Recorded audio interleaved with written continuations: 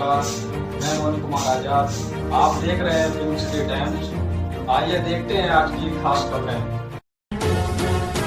मैनपुरी जनपद के करहल क्षेत्र में गांव-गांव विचार गोष्ठी का आयोजन किया गया। भीम आर्मी संस्थापक विजय कुमार आजाद ने लोगों को समझाया और बीएसपी के हाथों को मजबूत करने की बात कही। गरीब और जरूरतमंद लोगों की मदद करने वाले विजय कुमार आजाद जनता के बीच प्रत्याशी बनकर आ सकते हैं। आप लोगों की क्या राय है? आप लोग अपनी प्रतिक्रिया जरूर दें।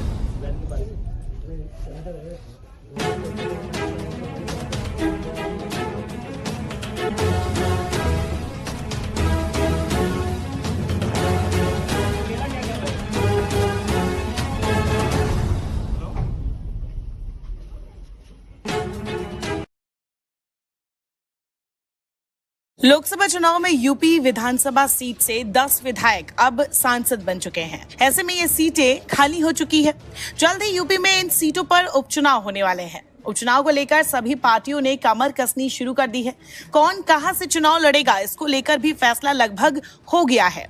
इसी बीच नगीना लोकसभा सीट से चुनाव जीतने वाले आजाद समाज पार्टी प्रमुख चंद्रशेखर ने बड़ा ऐलान कर दिया है, जिससे यूपी की राजनीति गर्मा सकती है। चंद्रशेखर के इस ऐलान के बाद राजनीतिक दलों में खलबली भी पैदा हो गई है।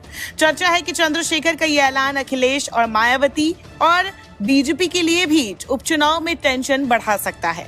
नगीना सांसद चंद्रशेखर शुक्रवार को नगीना प्रेस क्लब में पत्रकारों से बातचीत कर रहे थे। उपचुनाव के सवाल पर चंद्रशेखर ने कह दिया कि यूपी की 10 सीटों पर होने वाले विधानसभा उपचुनाव में उनकी पार्टी दमदारी से लड़ेगी। चंद्रशेखर ने कहा कि हम जाति विहीन समाज की राजनीति ही करेंगे। राजनीतिक दलों की माने तो उपचुनाव में अगर चंद्रशेखर की पार्टी उतरती है तो इसका सबसे ज्यादा नुकसान सपा और बसपा को हो सकता है और इसके बाद बीजेपी को भी इससे झटका लग सकता है। वहीं इस दौरान आजाद समाज पार्टी के अध्यक्ष और सांसद चंद्रशेखर आजाद ने कहा कि मुख्यमंत्री योगी आदित्यनाथ को पंतनगर की तरह हैदर कैनाल रोड के लोगों को भी राहत देनी चाहिए। उन्होंने कहा कि अगर उन्हें उजाड़ा गया तो वो सड़क से लेकर सदन तक लड़ाई लड़ेंगे।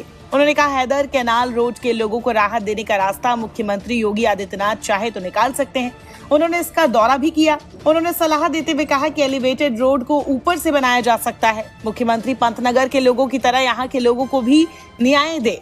अगर ऐसा नहीं करते हैं तो ये माना जाएगा कि सबका साथ सबका विकास की बात खोखली है, क्योंकि यहाँ पर अधिकतर SC, ST और मुस्लिम वर्ग के लोग हैं। आप खुद सुनिए चंद्रशेखर आजाद ने क्या कुछ कहा। अहम मुद्दे पे बातचीत करी, जिसमें आपने बताया कि लखनऊ में जिस तरह से भ्रष्टीकरण हो रहा है, क्या चीजें हैं, किन मुद्दों पे आप बात करना चाहते हैं? एक एलिवेटेड रोड बनाया जा रहा है।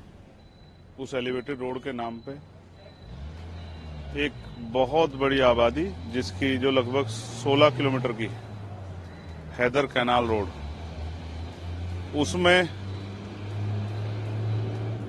एक बहुत बड़ी आबादी को उजाड़ने का प्रयास सरकार कर रही है। जनता की वहां ये मांग है कि इस एलिवेटर को आप ऊपर करके बना दो, जिससे कि जनता का भी नुकसान ना हो। वो इस बात पे सहमत है। ये अंडरग्राउंड करके बना दो।